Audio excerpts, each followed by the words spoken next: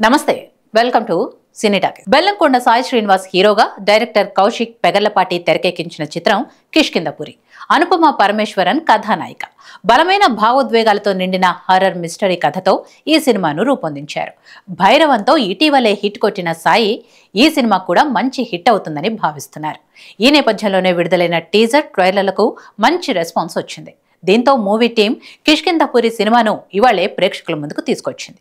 మరి ఈ సినిమా ఎలా ఉంది, సగటు ప్రేక్షకుడిని మెప్పించిందా లేదా అనే విషయాలను యోయో రివ్యూలో తెలుసుకుందాం. కిష్కింధపురి సినిమా స్టోరీ విషయానికి వస్తే, దెయ్యాల స్టోరీలు తెలుసుకోవటానికి, దెయ్యాల మీద ఇన్వెస్టిగేషన్ చేయటంలో ఇంట్రెస్ట్ ఉన్న కొంతమంది రాఘవ అండ్ టీం కలిసి ఓ ప్లేస్కి అయితే వెళ్తారు.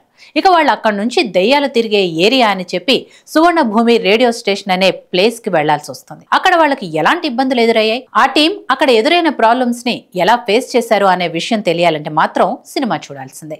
విశ్లేషణ పరంగా కిష్కింధపురి సినిమాను చూసినట్లయితే, సినిమా స్టార్ట్ అయిన 15 నిమిషాల తర్వాత అసలు కథ స్టార్ట్ అవుతుంది. అక్కడి నుంచి సినిమా మొత్తాన్ని ఎంగేజ్ చేస్తూ ముందుకు తీసుకువెళ్లాడు.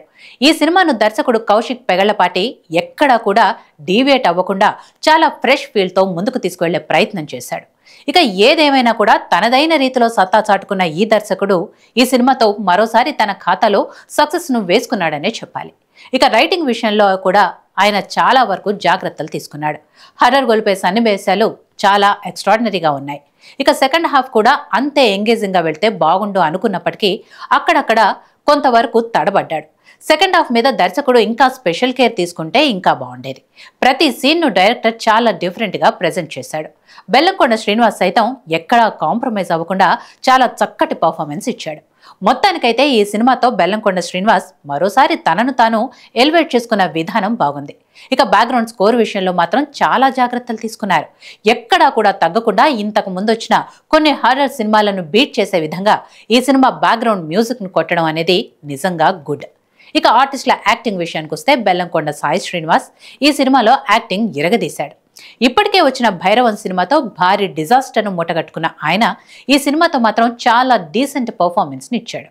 ఇక అనుపమ పరమేశ్వరన్ సైతం కొన్ని మేజర్ సన్నివేశాల్లో చాలా గొప్ప పర్ఫార్మెన్స్ ని ఇచ్చింది.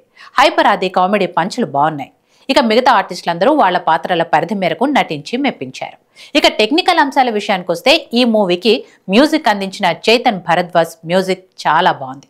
ముఖ్యంగా బ్యాక్గ్రౌండ్ స్కోర్ సూపర్ గా ఉంది. ఇక విజువల్స్ ఇంకా బాగున్నాయి. ఇక విజువల్స్ విషయంలో కూడా ఎక్కడా కాంప్రమైజ్ అవ్వకుండా చాలా డీసెంట్ విజువల్స్ ని అందించారు. ప్రొడక్షన్ వాల్యూస్ కూడా ఓకే అనిపించాయి. కిష్కింధపురి సినిమాకు కథ, direction, background music plus points కాగా, ఫస్ట్ హాఫ్ లో కొన్ని సీన్స్ బోర్ కొట్టించాయి. కొన్ని సీన్స్ కి లాజిక్స్ మిస్ అయ్యాయి. అంటే ఓవరాల్ గా cinema horror and comedy movie అని చెప్పాలి. అన్ని వర్గాల ప్రేక్షకులకు ఈ సినిమా నచ్చుతుంది.